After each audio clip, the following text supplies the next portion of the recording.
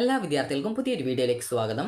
ഈ വർഷത്തെ LPS nursing and paramedical degree കോഴ്സുകളിലേക്കുള്ള പ്രവേശനത്തിൻ്റെ ഭാഗമായിട്ടുള്ള അപേക്ഷ സമർപ്പിച്ച വിദ്യാർത്ഥികൾ ചോദിക്കുന്നതാണ് എപ്പോഴാണ് ആപ്ലിക്കേഷൻ കറക്ഷൻ, എപ്പോഴാണ് വിദ്യാർത്ഥികൾക്ക് ഈ അലോട്ട്മെൻറ്റിനായിട്ടുള്ള ഓപ്ഷൻ സമർപ്പിക്കേണ്ടത് എപ്പോഴാണ്, അതുപോലെ എപ്പോഴാണ് റാങ്ക് ലിസ്റ്റ് വരിക. അപ്പോൾ ഇതുമായി ബന്ധപ്പെട്ടുള്ള അലോട്ട്മെൻറ്റ് ഷെഡ്യൂൾ വെബ്സൈറ്റിൽ പ്രസിദ്ധീകരിച്ചിട്ടുണ്ട്.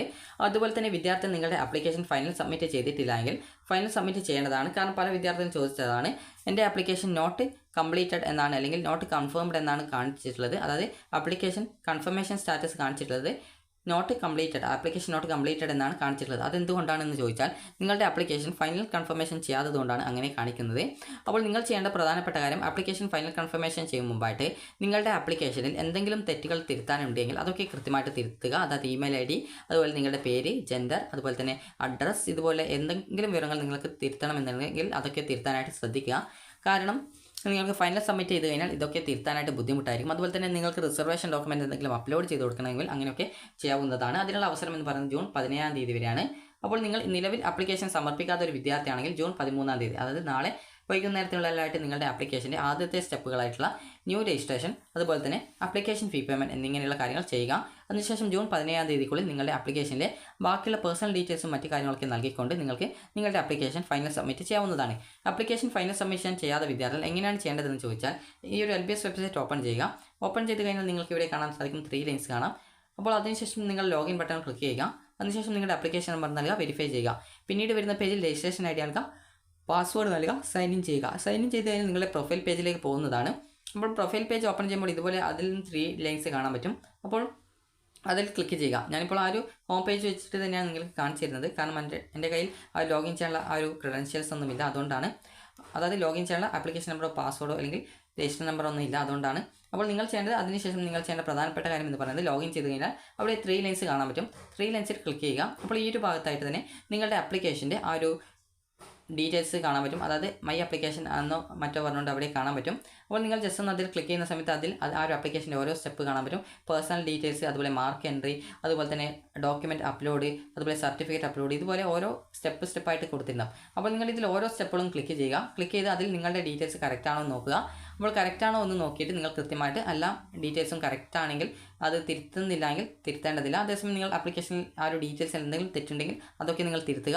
തിരുത്തിയ ശേഷം നിങ്ങൾക്ക് തെറ്റുകളൊന്നും ഇല്ലാത്ത വിദ്യാർത്ഥികളും അതുപോലെ കറക്ഷൻ ചെയ്ത വിദ്യാർത്ഥികളും കൃത്യമായിട്ട് സേവിൽ ക്ലിക്ക് ചെയ്യുക. അതോടുകൂടി നിങ്ങളുടെ ആ ഒരു ഡാറ്റ സേവ് ചെയ്യും. പിന്നീട് അടുത്ത സ്റ്റെപ്പിലേക്ക് പോകും. അപ്പോൾ അടുത്ത സ്റ്റെപ്പിൽ പോകുന്ന സമയത്ത് ഓരോ സ്റ്റെപ്പിലും കൃത്യമായിട്ട് നിങ്ങളുടെ ഡീറ്റെയിൽസ് കറക്റ്റ് ആണോ എന്നുള്ളതും നിങ്ങളുടെ സംവരണ വിവരങ്ങൾ എന്തെങ്കിലും ഉണ്ടെങ്കിൽ അതുപോലെ കാറ്റഗറി, കാസ്റ്റ്, ഇതുപോലെ കാര്യങ്ങളൊക്കെ, അതുപോലെ ജെൻഡർ, ഇതൊക്കെ കറക്റ്റ് ആണോ എന്നുള്ളതും നിങ്ങളുടെ പേരൊക്കെ കറക്റ്റ് ആണോ എന്നുള്ളതും കൃത്യമായിട്ട് ശ്രദ്ധിക്കുക. എല്ലാം ഓക്കെ ആണെങ്കിൽ പിന്നീട് ഈ ഒരു രീതിയിൽ സേവ് ചെയ്ത് പോകുന്ന സമയത്ത് മാർക്ക് എൻട്രി, അതുപോലെ തന്നെ നിങ്ങളുടെ ഡോക്യുമെൻറ്റ്, അതുപോലെ സർട്ടിഫിക്കറ്റ് അപ്ലോഡ്, നിങ്ങളുടെ ഫോട്ടോ, സിഗ്നേച്ചർ അപ്ലോഡ്, ഇതുപോലുള്ള കാര്യങ്ങൾക്കൊക്കെയുള്ള ആ ഒരു പേജിലേക്ക് വരും. അതുപോലെ തന്നെ നിങ്ങളുടെ റിസർവേഷൻ ഡോക്യുമെൻറ്റും അതുപോലെ തന്നെ നിങ്ങളുടെ ഡോക്യുമെൻറ്റ് അപ്ലോഡ് ചെയ്തൊക്കെ കറക്റ്റ് ആണോ എന്നുള്ളത് ചെക്ക് ചെയ്ത് ഉറപ്പുവരുത്തുക. കറക്റ്റ് അല്ലെങ്കിൽ വീണ്ടും നിങ്ങൾ കറക്റ്റായിട്ടുള്ളത് അപ്ലോഡ് ചെയ്ത് കൊടുക്കുക. അപ്പോൾ ഇങ്ങനെയൊക്കെ എല്ലാം ചെയ്ത ശേഷം നിങ്ങൾക്ക് പിന്നീട് അവസാനം ഒരു പ്രിവ്യൂ പേജ് എത്തും. പ്രിവ്യൂ പേജിൽ നിങ്ങളുടെ ഡോക്യുമെൻറ്റ്സിൻ്റെ ഡീറ്റെയിൽസ് ആയിരിക്കില്ല, നിങ്ങളുടെ പേഴ്സണലായിട്ട് നിങ്ങൾ എൻ്റർ ചെയ്ത് കൊടുത്തിട്ടുള്ള ഡീറ്റെയിൽസ് ആയിരിക്കും കാണാൻ സാധിക്കുക. അപ്പോൾ അതൊക്കെ കറക്റ്റ് ആണോ എന്നുള്ളത് ഉറപ്പുവരുത്തുക. അതിന് മുമ്പായിട്ട് ഡോക്യുമെൻറ്റ് അപ്ലോഡ് ചെയ്ത പേജിൽ പോയിട്ട് നിങ്ങൾ അപ്ലോഡ് ചെയ്ത ഡോക്യുമെൻറ്റ്സ് ഒക്കെ കറക്റ്റ് ആണെന്ന് ശ്രദ്ധിക്കുക. നേറ്റിവിറ്റി സർട്ടിഫിക്കറ്റിന് പകരം നിങ്ങൾക്ക് SSLC സർട്ടിഫിക്കറ്റ് സ്കാൻ ചെയ്ത കോപ്പി അപ്ലോഡ് ചെയ്ത് കൊടുക്കാവുന്നതാണ്. അതുപോലെ തന്നെ നിങ്ങളുടെ ഫോട്ടോ, അതുപോലെ തന്നെ സിഗ്നേച്ചർ എന്നിവയൊക്കെ കറക്റ്റ് ആണോ, ഇമെയിൽ ID ഒക്കെ കറക്റ്റ് ആണോ, നൽകിയ മൊബൈൽ നമ്പർ കറക്റ്റ് ആണോ, ഇതൊക്കെ നിങ്ങൾ കൃത്യമായിട്ട് ശ്രദ്ധിക്കുക. കാരണം ഇമെയിൽ ID ഒക്കെ തെറ്റരുത്, കാരണം പിന്നീട് അതൊക്കെ ആവശ്യമാണ്. അതുപോലെ മൊബൈൽ നമ്പറും തെറ്റിപ്പോകരുത്. ഇതൊക്കെ കറക്റ്റ് ആണെന്നുള്ളത് ഉറപ്പുവരുത്തിയ ശേഷം എല്ലാം ഓക്കെ ആണ് എന്ന് കൺഫേം, ഇനി പിന്നീട് തെറ്റുകളൊന്നും തിരുത്തേണ്ടി വരില്ല എന്നുള്ളത് കൺഫേം ചെയ്ത ശേഷം നിങ്ങൾ പിന്നീട് ഫൈനൽ കൺഫർമേഷൻ ചെയ്യാവുന്നതാണ്. ഫൈനൽ കൺഫർമേഷൻ ചെയ്ത് കഴിഞ്ഞാൽ പിന്നീട് നിങ്ങളുടെ സംവരണ വിവരങ്ങളൊന്നും എഡിറ്റ് ചെയ്യാനോ അല്ലെങ്കിൽ പുതിയ സംവരണ വിവരങ്ങൾ അപ്ലോഡ് ചെയ്യാനോ സാധിക്കുന്നതല്ല. അതുകൊണ്ട് തന്നെ ഫൈനൽ കൺഫർമേഷൻ ചെയ്യുമ്പോൾ ആ ഒരു കാര്യങ്ങളൊക്കെ നിങ്ങൾ കൃത്യമായിട്ട് ഒന്നും മാറിപ്പോയിട്ടില്ല, എന്നും അപ്ലോഡ് ചെയ്യാൻ വിട്ടുപോയിട്ടില്ല എന്ന് കൃത്യമായിട്ട് ഉറപ്പുവരുത്തുക. ഇനി നിങ്ങൾക്ക് നിങ്ങളുടെ അലോട്ട്മെൻറ്റ് പ്രസിദ്ധീകരിക്കുന്നതിന് മുന്നോടിയായിട്ടുള്ള ടെൻറ്റേറ്റീവ് അലോട്ട്മെൻറ്റ് ഷെഡ്യൂൾ പ്രസിദ്ധീകരിച്ചിട്ടുണ്ട്.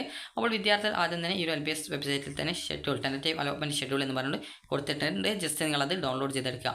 അപ്പോൾ ഇവിടെ നിങ്ങൾക്ക് കൊടുത്തിട്ടുണ്ട്, അതായത് നിങ്ങളുടെ രജിസ്ട്രേഷൻ, അതായത് ഓൺലൈൻ ആപ്ലിക്കേഷൻ സബ്മിഷനും അതുപോലെ fee remittance online through challan in bank എന്ന് പറഞ്ഞുകൊണ്ട് കൊടുത്തിട്ടുണ്ട്. അപ്പോൾ അത് 14-ാം തീയതി മുതൽ 13-ാം തീയതി വരെ, അതായത് 14 എന്ന് പറയുമ്പോൾ മെയ് 14 മുതൽ ജൂൺ 13-ാം തീയതി വരെയാണ്. അതുപോലെ തന്നെ നിങ്ങളുടെ personal and academic data registration, അത് മൂന്നാമത്തെ സ്റ്റെപ്പാണെന്ന് പറഞ്ഞു. അപ്പോൾ ആ ലോഗിൻ ചെയ്തിട്ടുള്ള സ്റ്റെപ്പ് എന്ന് പറയുന്നത് മൂന്നാമത്തെ സ്റ്റെപ്പാണ്. അപ്പോൾ അത് മെയ് 14 മുതൽ ജൂൺ 17 വരെയാണ് ഇതിൻ്റെ രജിസ്ട്രേഷൻ ഉള്ളത്. അതുപോലെ തന്നെ last date of final submission of application through online എന്ന് പറഞ്ഞുകൊണ്ട് കൊടുത്തിട്ടുണ്ട്. അത് 17 അപ്പോൾ 17 നിങ്ങൾ ജൂൺ 17 നിങ്ങളുടെ ആപ്ലിക്കേഷൻ ഫൈനൽ സബ്മിറ്റ് ചെയ്യേണ്ടതാണ്. ഇതിനുശേഷം നിങ്ങളുടെ പേഴ്സണൽ ഡാറ്റയും അതുപോലെ തന്നെ ഈ ഒരു data academic data after verification, അത് നിങ്ങളുടെ വെരിഫൈഡ് ഡാറ്റ പ്രസിദ്ധീകരിക്കുന്നത് ജൂൺ 28 അതുപോലെ തന്നെ നിങ്ങൾക്ക് ജൂൺ 28 മുതൽ ജൂലൈ 4 വരെ നിങ്ങളുടെ ആപ്ലിക്കേഷനിൽ തെറ്റുകൾ എന്തെങ്കിലും ഉണ്ടെങ്കിൽ അത് തിരുത്താൻ ആവശ്യമായിട്ടുള്ള ഡോക്യുമെൻറ്റുകൾ നിങ്ങളുടെ പ്രൊഫൈൽ വഴി നിങ്ങൾക്ക് അപ്ലോഡ് ചെയ്ത് കൊടുക്കാവുന്നതാണ്. അതുപോലെ തന്നെ നിങ്ങളുടെ റാങ്ക് ലിസ്റ്റ് പ്രസിദ്ധീകരിക്കുന്നത് താൽക്കാലിക റാങ്ക് ലിസ്റ്റ് ജൂലൈ 12 അതുപോലെ മെയിൻ റാങ്ക് ലിസ്റ്റ് ജൂലൈ 15 പ്രസിദ്ധീകരിക്കുക. അതിനുശേഷം വിദ്യാർത്ഥികൾക്ക് പിന്നീട് ട്രയൽ അലോട്ട്മെൻറ്റിന് മുന്നോടിയായിട്ടുള്ള ഓപ്ഷൻ രജിസ്ട്രേഷൻ ജൂലൈ 15 മുതൽ ജൂലൈ 18 വൈകുന്നേരം 5 മണി വരെയാണ്. അതായത് ജൂലൈ 15 മുതൽ ജൂലൈ 18 വരെയാണ്. ട്രയൽ അലോട്ട്മെൻറ്റ് വരുന്നത് ജൂലൈ 19 അതിനുശേഷം ഓപ്ഷൻ റീ അറേഞ്ച്മെൻറ്റ് ചെയ്യാനുള്ള സൗകര്യം എന്ന് പറയുന്നത് ജൂലൈ 22 വൈകുന്നേരം 5 മണി വരെയാണ്. ജൂലൈ 19 മുതൽ ജൂലൈ 22 വൈകുന്നേരം 5 മണി വരെയാണ്. പ്രത്യേകം ശ്രദ്ധിക്കേണ്ടത് ഓപ്ഷൻ രജിസ്ട്രേഷൻ ചെയ്യുന്ന സമയത്ത് നിങ്ങൾ ശ്രദ്ധിക്കേണ്ട കാര്യം എന്ന് പറയുന്നത് നിങ്ങൾ ഇപ്പോൾ നൽകുന്ന ഓപ്ഷനുകൾ വെച്ചുകൊണ്ടാണ് നിങ്ങൾക്ക് ഫസ്റ്റ്, സെക്കൻഡ്, തേർഡ് അലോട്ട്മെൻറ്റുകൾ നൽകുന്നത്. അതുകൊണ്ട് തന്നെ നിങ്ങൾക്ക് അലോട്ട്മെൻറ്റ് ലഭിക്കാൻ ആഗ്രഹിക്കുന്ന കോളേജുകളും കോഴ്സുകളും നിങ്ങളുടെ പ്രയോറിറ്റി അനുസരിച്ചിട്ടായിരിക്കണം ഓപ്ഷൻ നൽകേണ്ടത്. നിങ്ങൾക്ക് താല്പര്യമില്ലാത്ത കോഴ്സോ കോളേജുകളോ ഓപ്ഷൻസ് ആയിട്ട് കൊടുക്കാൻ പാടില്ല. നിങ്ങൾക്ക് ഫസ്റ്റ് അലോട്ട്മെൻറ്റ് വരുന്ന സമയത്ത് നിങ്ങൾക്ക് അലോട്ട്മെൻറ്റ് കിട്ടിയിട്ടുണ്ടെങ്കിൽ നിങ്ങൾക്ക് ഗവൺമെൻറ് കോളേജ് ആണെങ്കിൽ ഏകദേശം 23,170 രൂപ നിങ്ങൾ ടോക്കൺ ഫീസായിട്ട് ഓൺലൈനായിട്ട് അടക്കേണ്ടി വരും. സെൽഫ് ഫിനാൻസ് ആണെങ്കിൽ 25,000 രൂപയാണ് നിങ്ങൾ അടക്കേണ്ടതായിട്ട് വരിക. അപ്പോൾ ഈ ഒരു കാര്യം നിങ്ങൾ പ്രത്യേകം ശ്രദ്ധിക്കുക. SC/ST വിദ്യാർത്ഥികളാണെങ്കിൽ 1000 രൂപയാണ് അടക്കേണ്ടി വരിക. എന്നാൽ അഡ്മിഷൻ സമയത്ത് ബാക്കി ഫീസ് വിദ്യാർത്ഥികൾ അടക്കേണ്ടതായിട്ട് വരും. ഗവൺമെൻറ് കോളേജ് ആണെങ്കിൽ SC/ST വിദ്യാർത്ഥികൾക്കും അതുപോലെ ഫീസ് ആനുകൂല്യമുള്ള വിദ്യാർത്ഥികൾക്കും 1000 രൂപ മാത്രമാണ് ആകെ ഫീസ് വരുള്ളൂ. എന്നാൽ സെൽഫ് ഫിനാൻസ് കോളേജിലാണ് നിങ്ങൾക്ക് അലോട്ട്മെൻറ്റ് കിട്ടുന്നതെങ്കിൽ നിങ്ങൾ ടോക്കൺ ഫീസായിട്ട് അലോട്ട്മെൻറ്റ് കിട്ടിയ സമയത്ത് 1000 രൂപ അടക്കേണ്ടിയുള്ളൂ എങ്കിലും നിങ്ങൾക്ക് പിന്നീട് അഡ്മിഷൻ സമയത്ത് നിങ്ങൾ ബാക്കി ഫീസ് സെൽഫ് ഫിനാൻസ് കോളേജിൽ അടക്കേണ്ടി വരും. അതായത് ഏകദേശം നഴ്സിംഗ് ഒക്കെയാണ് കിട്ടുന്നതെങ്കിൽ ഏകദേശം 90,000 അല്ലെങ്കിൽ 80,500 ആ രീതിയിലൊക്കെ നിങ്ങൾ അടക്കേണ്ടതായിട്ട് വരുന്നതാണ്. ഇതുകൂടാതെ ഹോസ്റ്റൽ ഫീസ് മറ്റു കാര്യങ്ങളൊക്കെ നിങ്ങൾക്ക് ഫീസ് ഇനത്തിൽ വരുന്നതായിരിക്കും. ഇനി വിദ്യാർത്ഥികൾ ശ്രദ്ധിക്കേണ്ടത് നിങ്ങൾക്ക് ട്രയൽ അലോട്ട്മെൻറ്റിന് ശേഷം ഓപ്ഷൻ റീ അറേഞ്ച്മെൻറ്റ് ജൂലൈ 22 വൈകുന്നേരം 5 മണി വരെ ചെയ്യാം. അതുപോലെ തന്നെ അതിനുശേഷം ഫസ്റ്റ് അലോട്ട്മെൻറ്റ് വരുന്നത് ജൂലൈ 23 അതിനുശേഷം നിങ്ങൾക്ക് ഫീ പേയ്മെൻറ്റ് ചെയ്യാനും അതുപോലെ തന്നെ ഓപ്ഷൻ റീ അറേഞ്ച്മെൻറ്റ് ചെയ്യാനുള്ള സൗകര്യം ജൂലൈ 27 മുതൽ ജൂലൈ 23 മുതൽ ജൂലൈ 27 വരെയാണ്.